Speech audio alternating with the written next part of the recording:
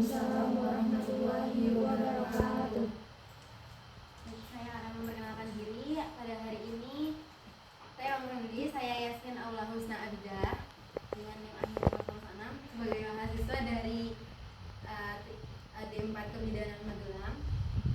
Jadi pada pagi hari ini kami akan memberikan informasi kepada teman-teman. Kita akan berbagi informasi ke teman-teman tentang pemerasan. Sebelumnya teman-teman udah ada yang tahu belum arti dari pemerasan? Belum. Masuk. Ya, karena teman-teman belum mengetahui lebih lanjut tentang pemerasan, jadi pada hari ini kita akan berbagi ilmu untuk teman-teman. Nah, pada hari ini materi tentang pemerasan akan disampaikan oleh teman-teman kita nih. Boleh perkenalan dulu, Mbak. Halo semuanya, perkenalkan saya Nisa Ayu Karisma dari Sarjana Kelapa Kebidanan Magelang. Dan saya Zara Seni Al-Fadila. Saya Mutiara Zalmadina. Baik, silahkan boleh dilanjutkan presentasinya.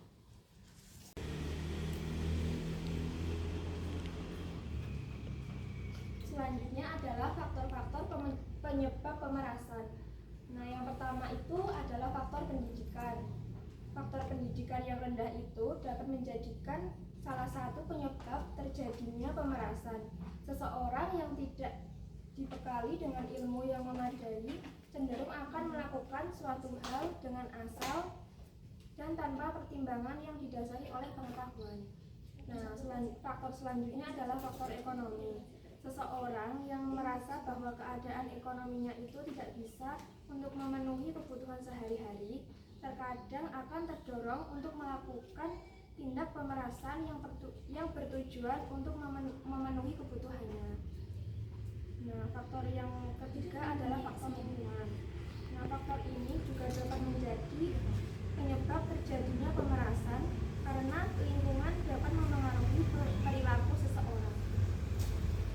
Jenis-jenis pemerasan yang pertama ada pemerasan fisik yang dilakukan menggunakan kekerasan fisik seperti ancaman penyerangan atau ancaman penyiksaan.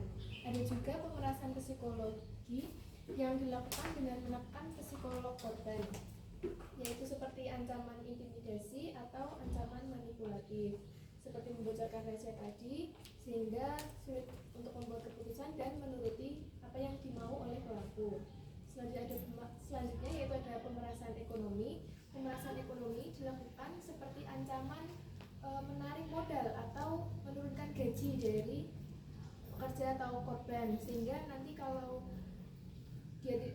seorang korban tidak mau bekerja lebih maka gajinya akan diturunkan. Ini juga hampir sama dengan eksploitasi tenaga kerja. Selanjutnya itu ada pemerasan sosial, dapat dilakukan dengan seperti menjauhi atau mengucilkan korban, yang nantinya korban pasti akan tetap menggantung pada pelaku. Selanjutnya itu ada pemerasan seksual yang dilakukan dengan penekan seksual seperti adanya ancaman untuk melakukan pelecehan atau pemaksaan. Selanjutnya juga ada yang terakhir yaitu pemerasan emosional.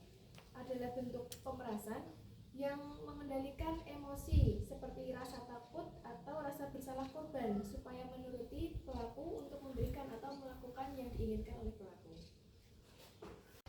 Torsion. Jadi seseorang itu menerima ancaman dari orang yang tidak dikenal yang mengancam akan menyebarkan foto atau video pribadinya yang jika tidak mengirimkan uang. Terus yang kedua itu ada pemerasan di tempat kerja. Jadi seseorang atasan mengancam akan memecat karyawan jika tidak memberikan uang atau melakukan sesuatu yang bertentangan dengan keinginannya. Terus yang ketiga ada pemerasan oleh preman. Seseorang pemilik toko dipaksa membayar uang keamanan kepada preman lokal agar tidak diganggu atau dirusak usahanya. Dan yang keempat, itu ada pemerasan dalam hubungan pribadi. Contohnya itu, mantan pasangan mengancam akan menyebarkan rahasia pribadi jika tidak diberikan sesuatu yang diinginkan seperti uang atau barang yang berharga. Selanjutnya yaitu ada upaya menanggapi pemerasan. Yang pertama itu jangan panik dan jangan menuruti permintaan. Pemeras biasanya ingin korban takut dan segera memberikan apa yang diinginkan.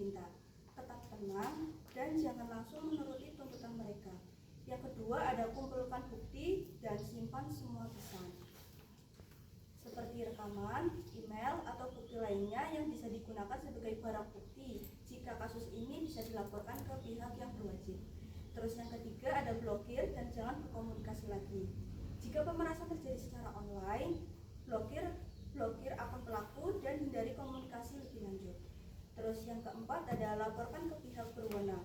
Segera laporkan ke pihak polisi atau instansi terdekat, terutama jika pemerasan melibatkan orang serius atau sudah merugikan secara finansial.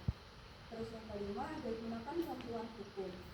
Jika kasus pemerasan terjadi di lingkungan kerja atau bisnis, bisa meminta bantuan pengacara atau lembaga hukum.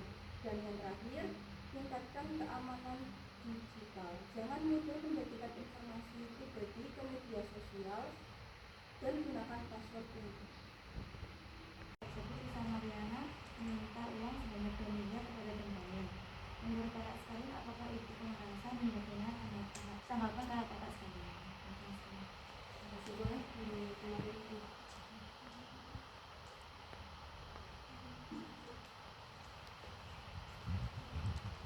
Di kasus tersebut